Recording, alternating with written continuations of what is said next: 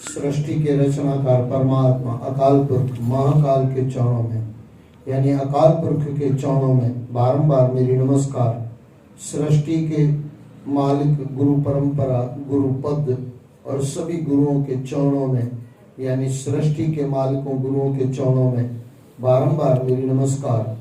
सभी माता पिता, आप सभी के माता पिता और सृष्टि के सभी माता पिता के चरणों में बारंबार मेरी नमस्कार और आप सभी के चरणों में बारंबार मेरी नमस्कार और आप सभी को प्यार भरी जय श्री कृष्ण, जय श्री कृष्ण, जय श्री कृष्ण।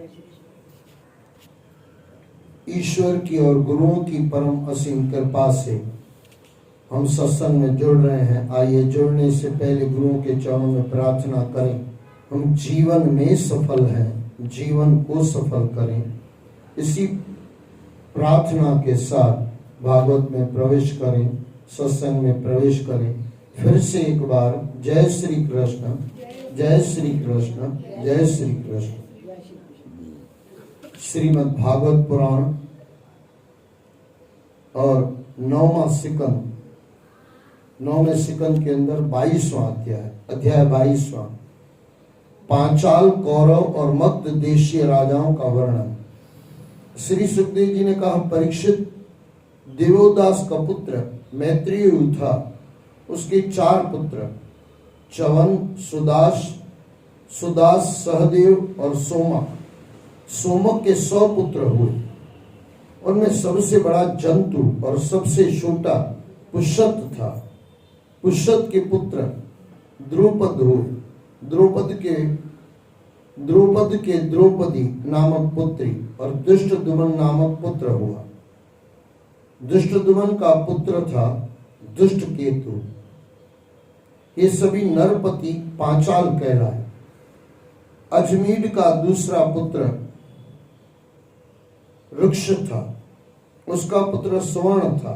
उसका विवाह सूर्य की पुत्री तप्ती से हुआ था। उसी के गर्भ से कुरुवंश के जनक और कुरुक्षेत्र के स्वामी महाराज कुरु का जन्म हुआ। कुरु के 4 पुत्र हुए, परीक्षित, सुधन्वा, जहु और निषादश्वर।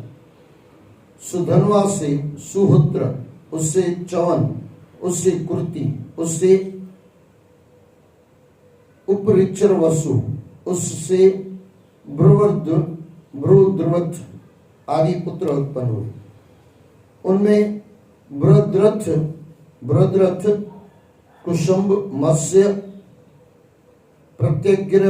प्रतिग्रह और चेदीप आदि चेदी देश के राजा हुए। चेदी वंश की नींव राजा चेदीप से ही जानी जाती है। बृहरथ का पुत्र कुशाग्र, उसका ऋषभ, उसका सत्यहित, उसका पुष्यवान, उसका जहु हुआ। बृहदर्थ की दूसरी पत्नी के गर्भ से एक ही शरीर के 2 टुकड़े पैदा हुए।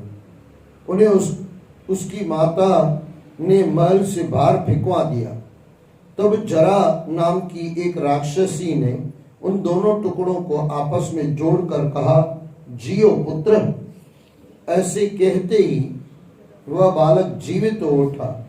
तभी से उसका नाम जरासंध पड़ गया। वह मगध का सम्राट बना। जरासंध का पुत्र सहदेव और उसका पुत्र सोमापी और उसका पुत्र श्रुतश्रवा हुआ। राजन कुरु के ज्येष्ठ पुत्र परीक्षित की कोई संतान नहीं हुई। जुहू का पुत्र सुरथ और उसका पुत्र विदुरथ, उसका पुत्र सार्वभौम, उसका पुत्र जयसेन, उसका पुत्र राधिक, उसका पुत्र अयतु, उसका पुत्र क्रोधन, उसका पुत्र देवातिथ, उसका पुत्र ऋषय, उसका पुत्र दिलीप, उसका पुत्र प्रतीप और उसके 3 पुत्र देवापी, शांतनु और बाहिकु हुई। देवापी अपना पैतृक राज्य छोड़कर वन में चला गया, इसलिए उसके छोटे भाई शांतनु का राज्याभिषेक किया गया। पूर्व जन्म में शांतनु का नाम महाभिष था। इस जन्म में वे जिस व्यक्ति का स्पर्श कर देते थे वह युवा हो जाता था और उससे परम शांति प्राप्त हो जाती थी। इसी कारण उन्हें शांतनु कहा जाता था। एक बार की बात है, इंद्र ने राजा शांतनु के राज्य में 12 वर्ष तक वर्षा नहीं की। इससे ब्राह्मणों ने शांतनु से कहा, तुमने अपने बड़े भाई के होते हुए राज्य ग्रहण किया है और उससे पहले विवाह भी कर लिया है, इसलिए तुम परिवेता हो। इसी कारण तुम्हारे राज्य में वर्षा नहीं हो रही है। यदि तुम अपने नगर और राज्य की उन्नति चाहते हो तो यह राज्य अपने बड़े भाई को लौटा दो।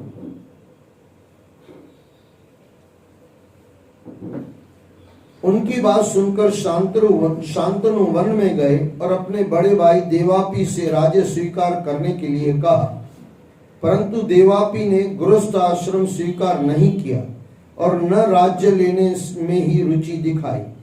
उन्होंने कहा कि मैंने अपनी इच्छा से वन्य जीवन स्वीकार किया है, राज्य और गृहस्थी में मेरा मन नहीं रमता। उनके ऐसा कहने पर राज्य में खूब वर्षा हुई। देवापी इस समय भी कलाप ग्राम में योग साधना में लीन है। जब कलयुग में चंद्रवंश नष्ट हो जाएगा तब वे सतयुग के प्रारंभ में फिर से अपने वंश की स्थापना करेंगे। राजा शांतनु के छोटे भाई बाहिक का पुत्र सोमदत्त हुआ। सोमदत्त के 3 पुत्र भूरी, भूरीश्रवा और शल हुए।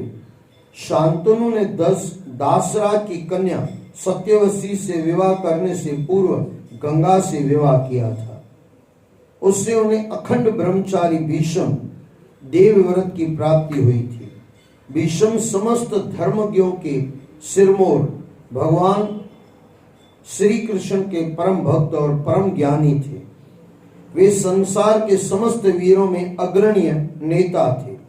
उन्होंने भगवान परशुराम को भी युद्ध में शांत कर दिया था।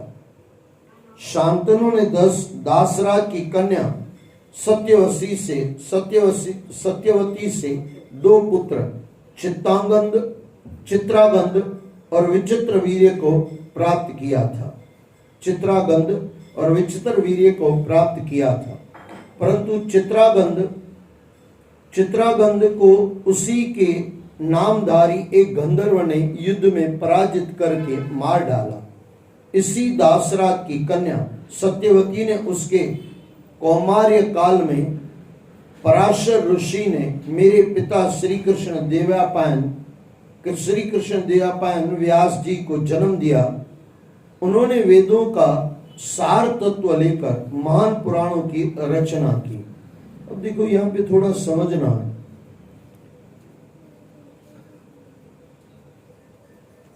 देवापी चले गए तो उनके छोटे भाई राज्य में बैठे। बरसात बंद हो गई। क्यों बंद हो गई? क्योंकि बड़े भाई को नहीं देकर छोटा राज्य पे बैठ गया। आपको कोई कहे कि मैंने अपना हिस्सा आपको दे दिया तो आपका हो गया, लेकिन कहने के बाद ऐसे ही जा रहा है और आप उसका भोग रहे हो तो आपके जीवन में कष्ट आने वाला ही है। या आपको कोई दे आपने ले लिया तो बहुत बड़े नुकसान में आ गए। और एक कथा इसमें एक ऐसी भी आती है, ये भागवत लिखने वाले को पूरा समझो अधिकार है कि थोड़ा कहानी को ऐसे उसे लिख सकते हैं, लेकिन एक भागवत ऐसी भी है उसमें कहा गया कि देवापी के पास जब छोटा भाई गया, उसको जाके ये नहीं किया कि अपने राज्य में चलो आप राज्यभार संभालो। उन्होंने ऐसा कुछ उसको कहा कि बोले भाई साहब क्या आप बड़े आदमी हो, आपने तो इतनी तपस्या की, आप तो योगी पुरुष बन गए, तो उसको अभिमान दिला दिया। अब ये करने की वजह से क्या हुआ, उसको अभिमान आ गया, और अभिमान आ गया तो उसका जो हिस्सा था वो नष्ट हो गया। लेकिन वहां भी जो छोटा भाई गया था, छोटे भाई ने जाके नाटक ये किया कि बड़े भाई को क्रोध दिला के या अभिमान दिला के अपना हिस्सा हड़प लिया, उसका हिस्सा हड़प लिया। उससे हुआ क्या, आगे जाके महाभारत हुआ। इसी वंश में आगे जाके महाभारत हुआ। यानी कई बार छोटी से छोटी गलती भी महाभारत करा लेती है। वैसे देखने जाओ तो सबसे बड़ी गलती है। यहां लिखने वालों ने अच्छा लिख दिया कि बड़े भाई को बोल दिया आप आके राज्यभार संभालो, और उन्होंने मना किया। अगर वो कहानी भी अपनी जगह है तो देवापी ने वहां कहा है कि भाई उसको अभिमान आ गया और अभिमान और क्रोध में बोला हाँ मैंने ये किया, मैंने वो किया, तो उसका जो अधिकार था वो नष्ट हो गया राज्य का। और फिर उस छोटे भाई जो बैठा था उसके राज्य में बारिश चालू हो गई। लेकिन उसने नाटक ये किया कि बड़े भाई का हड़पने के लिए उसको क्रोध दिलाया या अभिमान दिलाया। मैं फिर कह दूं कि जितने भी भागवतकार हैं, समझो जिन्होंने भाषांतर किया, उसको अपने तरफ से लिखने का पूरा अधिकार है। ये व्यास गद्य है। कहानी को बढ़ाया भी जा सकता है, कहानी को छोटा भी किया जा सकता है। जैसा जिस समय समय होता है उस समय चलता रहता है। आप रामायण पढ़ो ना, जितनी रामायण पढ़ो सबके अंदर थोड़ा थोड़ा फर्क लगेगा। वाल्मीकि रामायण है, उसके सामने तुलसीदास रामायण मिलाओ, जमीन आसमान का अंतर मिलेगा। कहने का मतलब क्या है? कहने का मतलब ये है कि कोई बीच में ये नहीं हो कि मैं किसी का हड़प लूं। अब कई लोग आपके जीवन में भी आते हैं ना, आपको आप उसको गुस्सा दिला देते हो। जहां क्रोध आया, अभिमान आया और उसका सत्यानाश हुआ, और आपने अपना उल्लू सीधा कर लिया। आपने अपना उल्लू सीधा करने के लिए अगर उसको ऐसी कुछ बातें कही है, वो क्रोध में आ गया, वो अभिमान में आ गया, आपका उल्लू तो सीधा हो जाएगा, लेकिन आपके जीवन में महाभारत जरूर आएगी। क्योंकि दूसरों का पैसा आपने हड़प लिया, दूसरे के अधिकार का पैसा। और गुरुओं में तो कहा जाता है दूसरे का पैसा यानी गौ मांस बराबर है। अपना पैसा 1 रुपया हो तो आपको मोक्ष, आपको दान पुण्य में अच्छा काम लग सकता है। दूसरे का 1,00,000 रुपया भी दान आप कर दो, उसमें कोई मतलब नहीं, उसमें पतन ही आएगा। क्योंकि दूसरे का पैसा या तो गौ मांस बराबर है या सुअर के मांस बराबर है। जिस धर्म में जो है उसके लिए वो कहा गया। यहां भी ये चीज समझनी चाहिए कि अपना जो पैसा हो बस उसमें मस्त रहो। देखो थोड़ा बुरा मत मानना, पर स्त्री, पर निंदा, पर पैसा यानी पर धन, पराई संपत्ति, ये सब जो पराया है ना वो दुख देता है। अपना पैसा इतना दुख नहीं देता। अपना पैसा कब दुख देता है? जब आप उसको छोड़ना नहीं चाहते हो। दोनों में समझना, अपना पैसा छोड़ना नहीं चाहते इसके लिए दुखी है, और दूसरे का पैसा लेना चाहते हैं इसके लिए दुखी है। अपना छूट जाए और दूसरे की पकड़ ना आ जाए, दूसरों का पकड़े नहीं, हो गया काम। 10 रुपया 20 रुपया दान देने का मतलब ये होता है जब आप सृष्टि से जाओ ना, अब देने की आदत तो पहले ही पड़ गई है, जाते समय सब छोड़ के चले जाओगे, लेकिन देने की आदत नहीं होगी, अंत समय बहुत भारी। ऐसे कहा जाता है नाम सुमरन साथ आएगा, बराबर है। लेकिन कलयुग में 2 बातें कही गई है, एक तो नाम सुमरन और एक दान।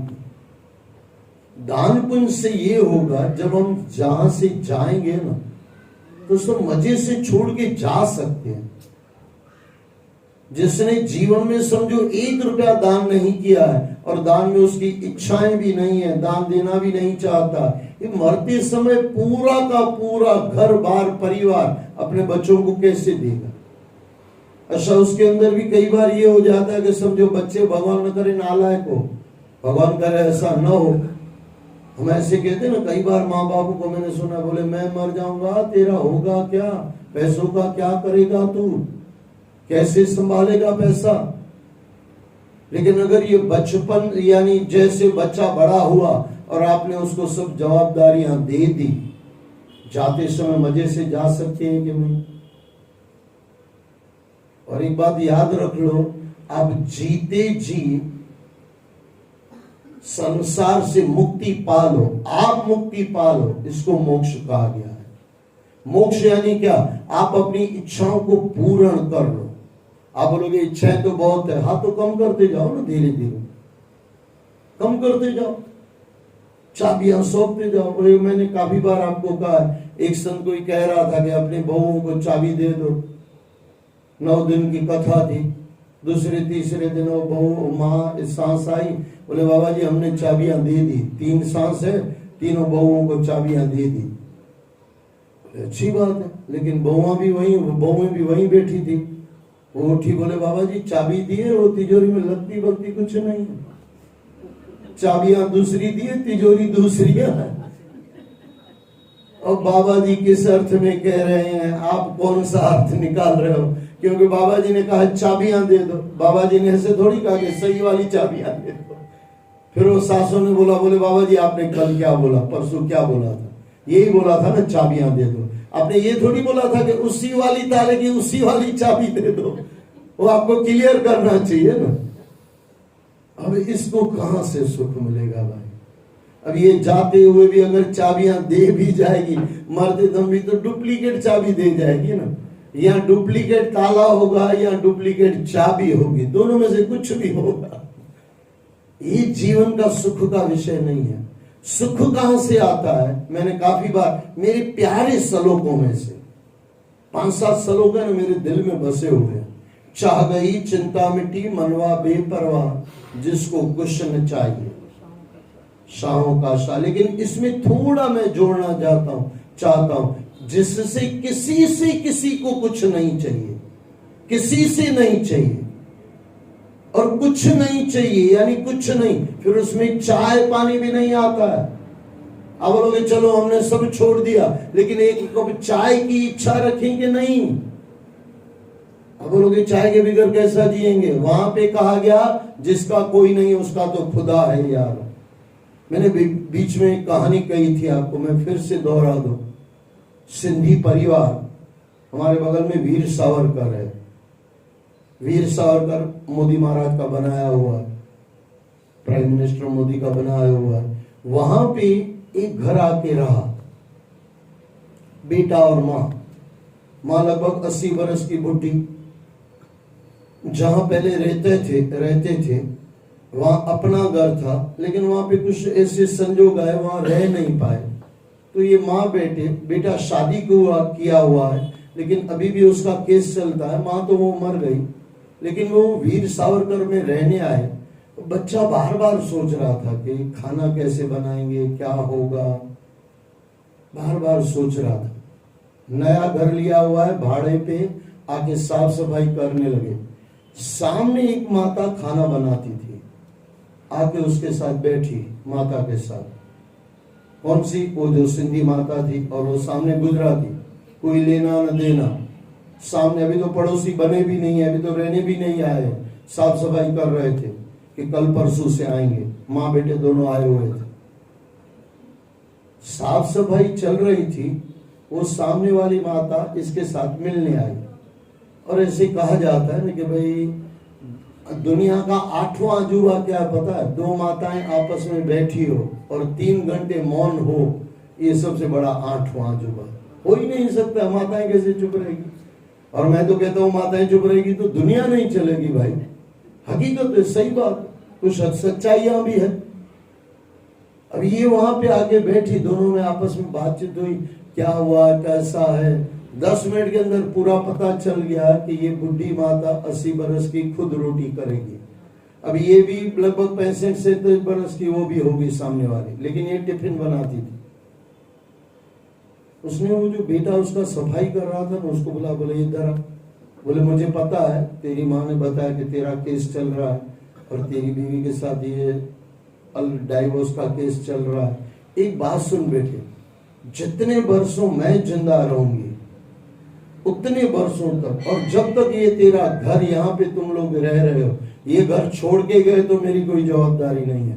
बाकी यहाँ जब तक आप रहोगे, तेरी माँ की टिफिन, तेरी माँ का 3 टाइम का खाना मैं देती रहूंगी, और 10 रुपया मुझे देने की जरूरत नहीं है।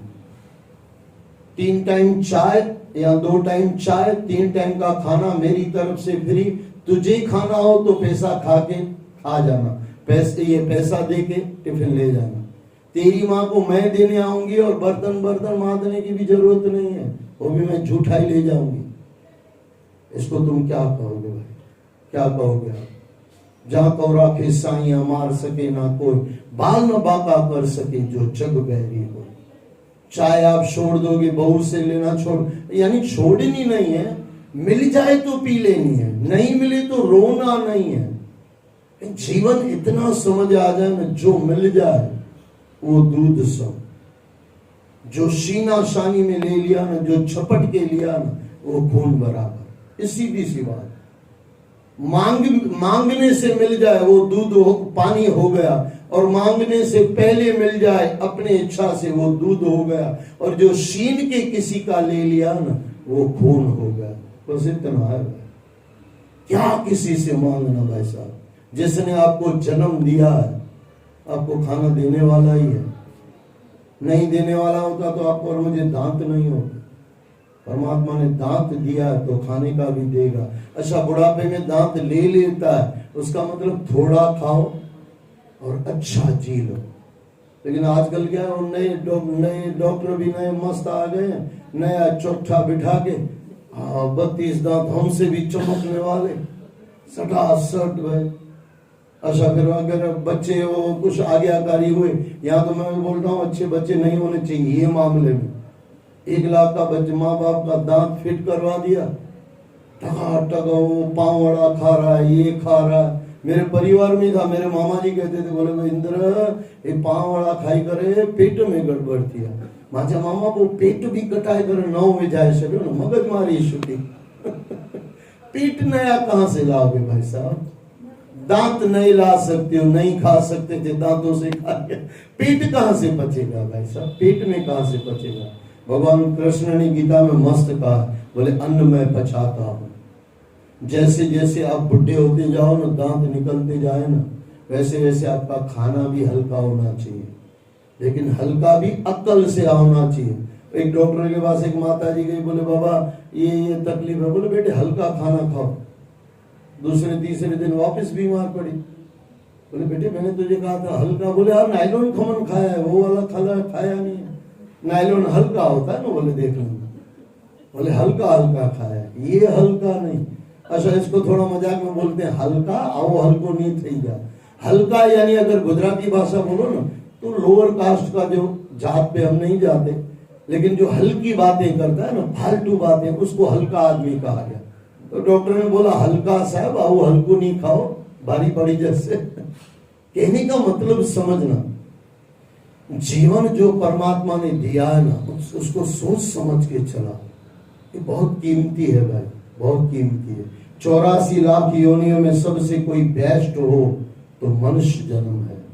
उसमें क्या खा रहे हैं, क्या पी रहे हैं, कहाँ सो रहे हैं, किससे क्या बोल रहे हैं, थोड़ी तो अक्ल हो, थोड़ा तो अपना ध्यान हो। यहाँ पे जो पूरी कहा गया। अच्छा, कई बार मैं किसी संत के चरणों में बैठा हुआ था, मस्त कह रहे थे, और आप भी चेक कर लेना, आप करीब यानी 90% लोगों का समझ लो, 50% भी अपना पैसा खुद खा के इंसान मरता नहीं है, उसमें से भी बचा के जाता है। तो कितना बचाओगे बच्चों के लिए भाई, कितना बचाओगे? अच्छा, जितना बच्चों के लिए ज्यादा बचाया, अगर उसने बच्चों में मेहनत नहीं की है, तो ये बच्चा आपकी दूसरी या तीसरी पीढ़ी महाभारत होने वाला ही है। उठा के देख लो महाभारत का इतिहास, क्या हो रहा? धृतराष्ट्र को क्या हुआ? अपने बड़े भाई का ले लिया। दुर्योधन ने क्या किया? अपने बड़े भाई का ले लिया। आगे चल के क्या हुआ? महाभारत। जिसमें हमारी मेहनत नहीं है, वो जो हमारा पैसा आएगा, वो हमारी पेटियां खलास करके जाएगा और समाज में बदनामी दे के जाएगा। ये पक्का कर लो भाई। जितना अपना पैसा, उतना आपके पास आनंद ज्यादा आएगा। फिर भले रूखी रोटी खाओ ना, रूखी रोटी खाने से भी परमात्मा मिल सकता है। इसके लिए तो कहा गया दुर्योधन का मेवा क्या गया, साग विदुर घर खाए। कृष्ण अगर मैं ये मिलकत के आशिक होते तो दुर्योधन कितना उसको दे सकता था। वैसे तो कृष्ण खुद ही राजा है, उसको क्या कमी है, लेकिन एक तरह से अगर उसको चाहिए तो कितना दुर्योधन दे सकता था, बहुत कुछ दे सकता था। और विदुर के घर में उसके क्या मिला, लेकिन सब कुछ मिला। जो नहीं होता है ना वहां सब कुछ होता है, जो छोड़ देता है ना वो सब कुछ पा लेता है, और जो सब कुछ की दौड़ में निकल जाता है ना उसको अंतिम समय कुछ नहीं मिलता है। ये दोनों पक्का कर लो। जो सब कुछ के लिए दौड़ता है उसको अंतिम समय जाते समय कुछ नहीं मिलता है, और जो सब कुछ छोड़ देता है ना उसको सब कुछ मिल जाता है।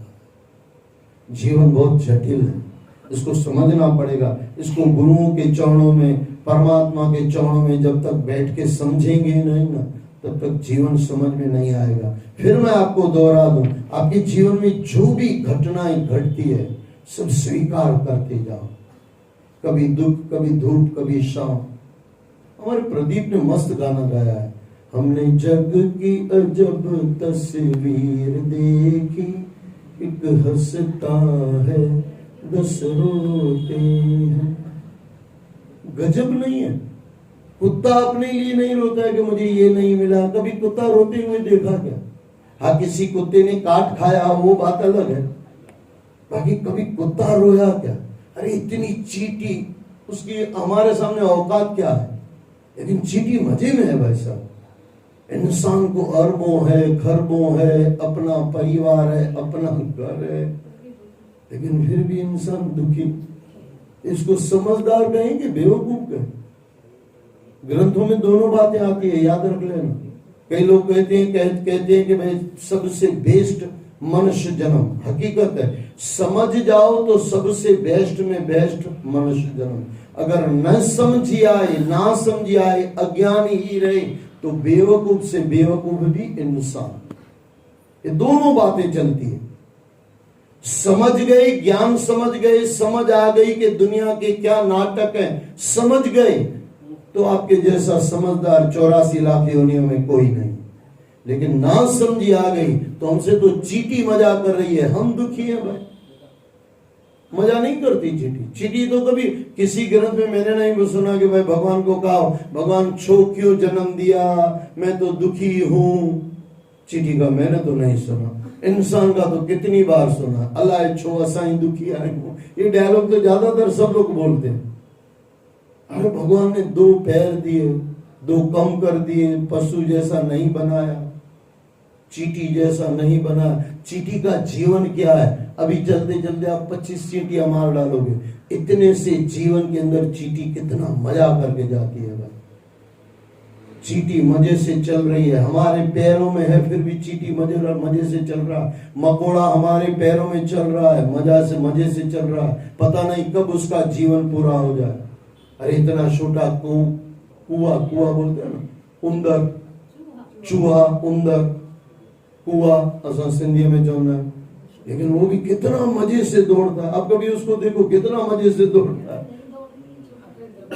हाँ, मेरे अगल बगल में भी घूमते होंगे, वो खुश होते हैं। इतनी उसकी औकात और इतना उसका आनंद, और इंसान की इतनी औकात और दुखी भी इतना सब लगा पड़ा है जिसका कोई हिसाब ही नहीं। क्योंकि जो है वो छोड़ना नहीं चाहते, और दूसरों का पकड़ना आसान हो जाता है। दूसरा अपना भी पकड़ते हैं, दूसरों का भी पकड़ते हैं। दूसरे के भी माल में हमारी आंखें रहती है और अपने माल में भी आंखें रहती है। अपना छोड़ना नहीं है और दूसरे का छोड़ने के बगैर लेना छोड़ना नहीं है, उसका पकड़ना ही है। यानी दूसरे की चोरी करनी है और अपना कोई चोरी न करके जाए।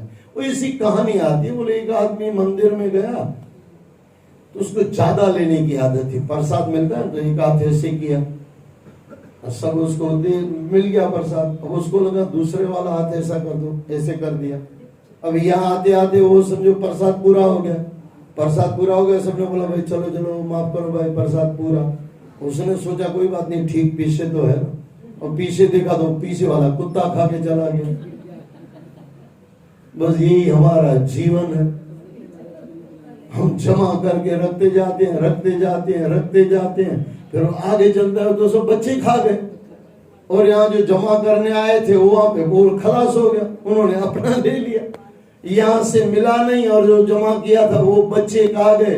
तो आपको नहीं लगता है हमारे भी वही आदमी जैसी आदमी जो कुत्ता जैसे खा गया, वही 4 गंवाया सोई गई, 4 गंवाया खाए। अरे भाई हीरे जैसा जन्म है, बॉडी बदले जा। हाँ वही है।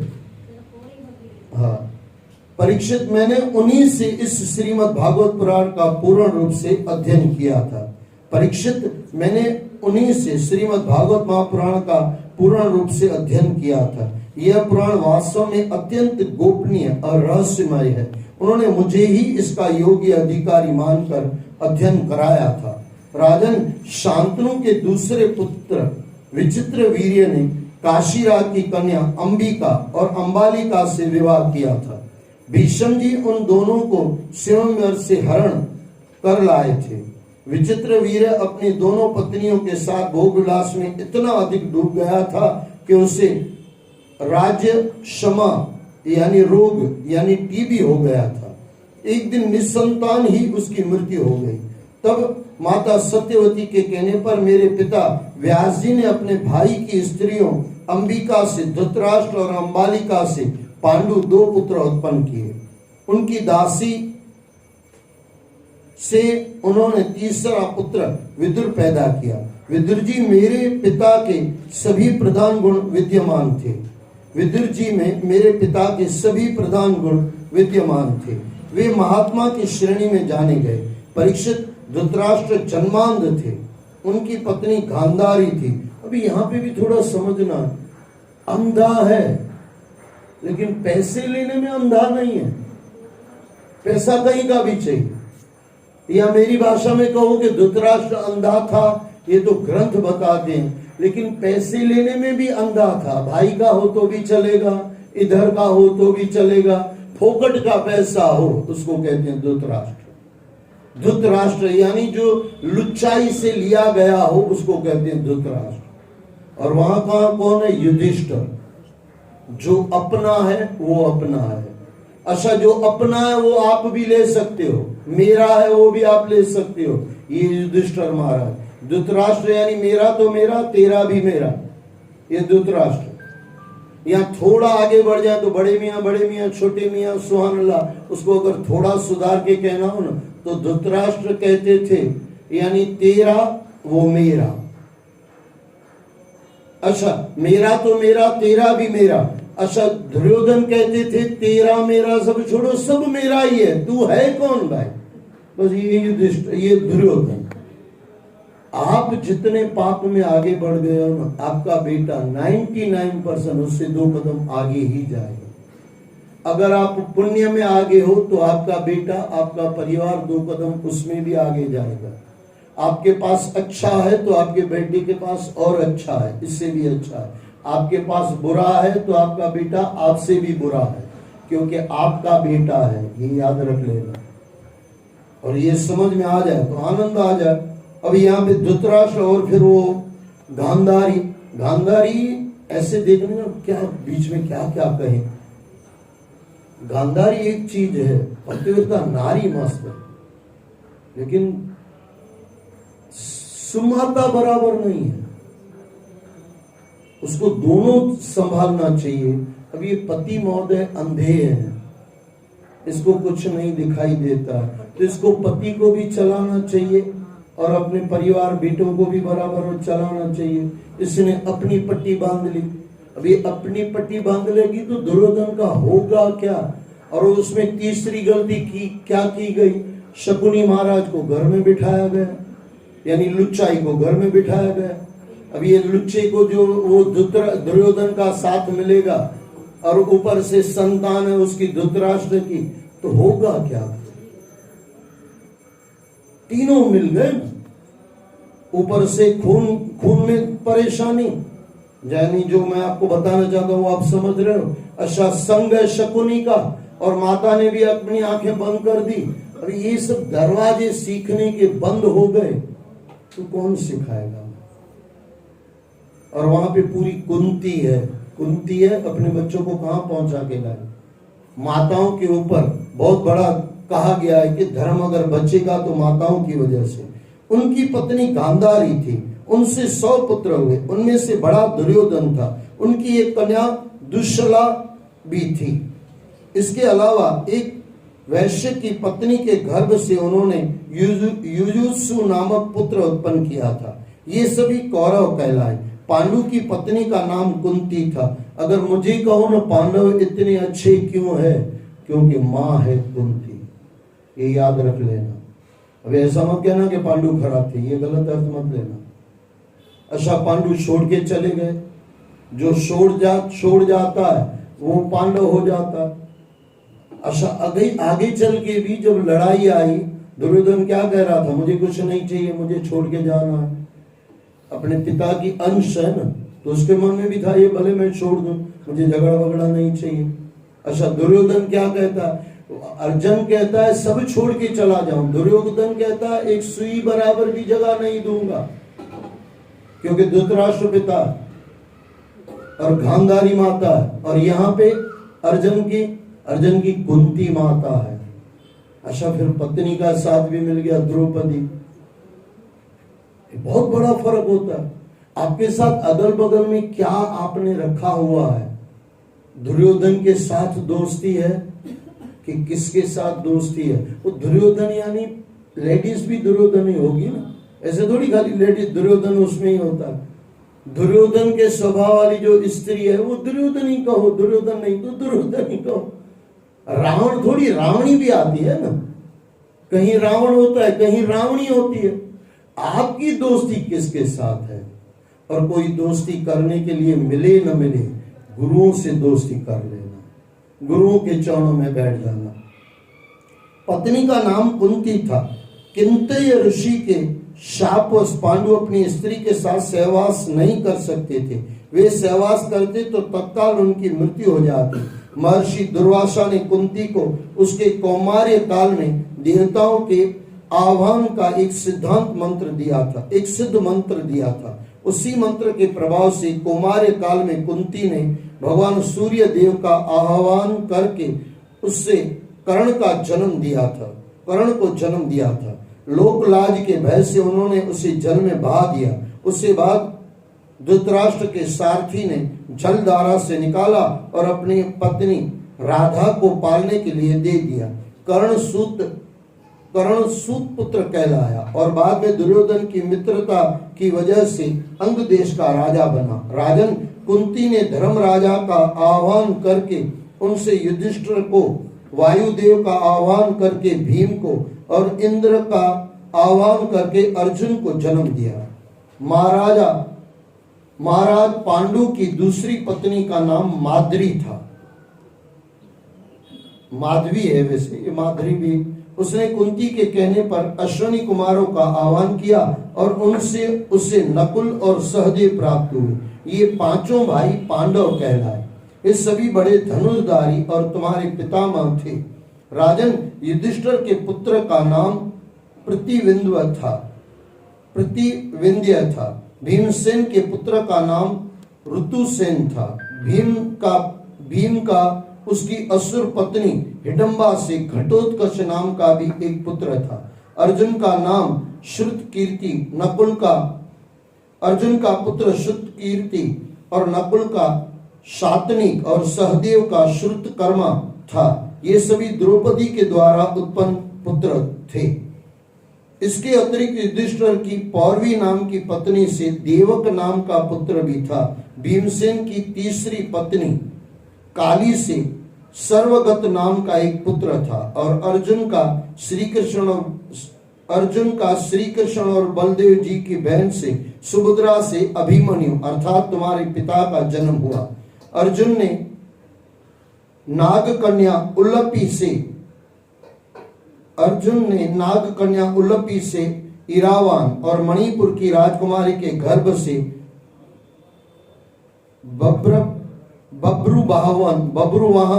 बब्रुवाहन को जन्म दिया। उसे उसके नाना ने ही पाला था, इसलिए वह उन्हीं का पुत्र कहलाया। अभिमन्यु द्वारा उत्तरा के गर्भ से तुम्हें परीक्षित तुम्हें यानी परीक्षित तुमने जन्म लिया। सहदेव ने पर्वत कुमारी विद्या से सुहोत्र को और नकुल ने करेणमती से नीरमित्र को जन्म दिया था। परीक्षित महाभारत के युद्ध के उपरांत जब संपूर्ण कौरव वंश का नाश हुआ और द्रोणाचार्य के पुत्र अश्वत्थामा के ब्रह्मास्त्र से उत्तरा के गर्भ में तुम भी जल चुके थे, तब भगवान श्री कृष्ण ने अपने प्रभाव से तुम्हें मृत्यु के मुख से बचा लिया था। राजन, अब तुम्हारे पुत्र तो तुम्हारे सामने हैं, जन्मेजय, श्रुतसेन, भीमसेन और उग्रसेन। ये सब के सब अपने पिता और पितामह के समान बड़े पराक्रमी हैं। जब तक्षक के काटने से तुम्हारी मृत्यु हो जाएगी, तब इस बात से तुम्हारा पुत्र जन्मेजय बहुत क्रोधित होगा और नाग यज्ञ करके नागों को हवन में भस्म करेगा। कावशेतुर को यह पुरोहित बनाकर अश्वमेध यज्ञ करेगा और सारी पृथ्वी पर विजय प्राप्त करके यज्ञों द्वारा भगवान वासुदेव की आराधना करेगा। राजन, जन्मेजय का पुत्र होगा शतानीक, जो याज्ञवल्क्य ऋषि से तीनों वेदों और कर्म कांड की तथा कृपाचार्य से अस्त्र विद्या की शिक्षा प्राप्त करेगा। इसके अलावा शौनक आदि ऋषियों से आत्मज्ञान प्राप्त करके परमात्मा के परम धाम को प्राप्त होगा। राजन, शतनीक का पुत्र सहस्रानीक होगा और उसका अश्वमेधज्ञ, उसका असीम कृष्ण और उसका नेमी चक्र होगा। जब हस्तिनापुर गंगा जी में बह जाएगा, तब वह कौशाम्बीपुरी में सुखपूर्वक निवास करेगा। नेमी चक्र का पुत्र होगा चित्ररथ, उसका कविरथ, उसका वृष्टिमान, उसका सुषेण, उसका सुनीत, उसका नृचशु, उसका सुखनील, उसका परिपल्लव, उसका सुनय, उसका मेघावी, उसका नृपंजय, उसका ध्रुव और उसका तिमि होगा। तिमि से बौद्धरथ, उससे सुदास, उससे शतानीक, उससे दुर्दमन, उससे वहिन्नर, उसी से दंडपाणी, उसी से निमि और उससे शेमक का जन्म होगा। राजन, मैंने तुम्हें ब्राह्मण और क्षत्रिय दोनों के वंशों का वर्णन सुनाया। बड़े बड़े ऋषि और देवगण भी इस सौम्य वंशीय परंपरा का सत्कार करते हैं और उसकी प्रशंसा में गीत गाते हैं। यह वंश राजा शेमक के साथ ही नष्ट हो जाएगा। अब तुम भविष्य में होने वाले मगध देश के राजाओं के बारे में भी सुनो। जरासंध के पुत्र सहदेव का पुत्र मार्जारीर, श्रुतश्रवा, उससे आयुतायु, उससे निर्मित्र, उससे सुनशत्र, उससे ब्रुसेन, उससे करमजित, उससे सुतंजय, उससे विप्र, उससे शुचि, उससे क्षेम, उससे सुव्रत, उससे धर्मसूत्र, उससे शम, उससे दुर्सेन, उससे सुमति, उससे सुबल, उससे सुनीत, उससे सत्यजित, उससे विश्वजित, उससे रिपुंजय नाम का पुत्र होगा। ये सभी बृहद्रथ वंश के राजा होंगे। इसका शासन काल 1000 वर्ष के भीतर समाप्त हो जाएगा। बोलो श्री कृष्ण भगवान की जय। जय जय श्री राधे, जय जय श्री राधे, जय जय श्री राधे।